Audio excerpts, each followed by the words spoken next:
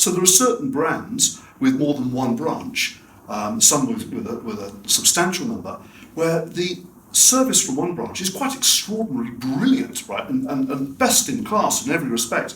But you call another branch, and it's at the complete opposite end of the spectrum, and a third somewhere in the middle.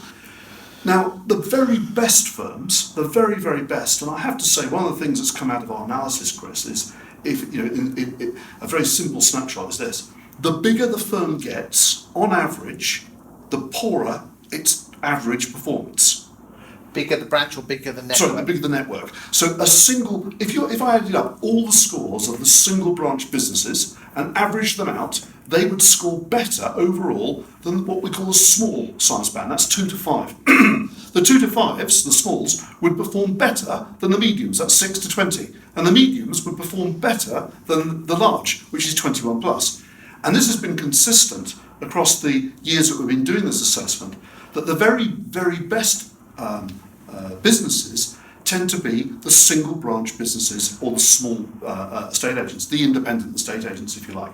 Now, there are exceptions, and you do get some branches within a big corporate who have done exceptionally well and deliver a phenomenal service.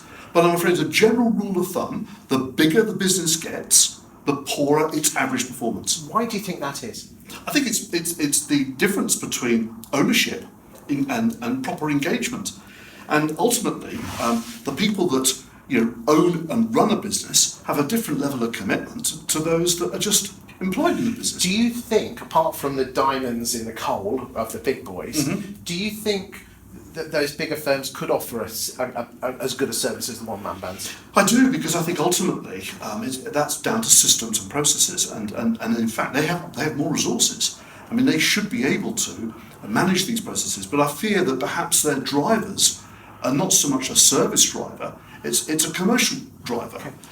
Do you think we're too transactional as an industry and not as opposed to building relationships for the long term? Well, I do, on the basis that if you look at what many estate agents, so-called traditional estate agents, market themselves as premium service, we provide a professional premium service. You hear this sort of statement a lot. Okay, fine, that sounds right. What does it actually constitute? And to my mind, things like answering the phone during working hours and responding to an email inquiry within 24 hours, I don't think that's hardly premium. It is, you say, it's page one estate agency. And in far too many cases, it's just not being delivered on. However, let me just set the balance right. Those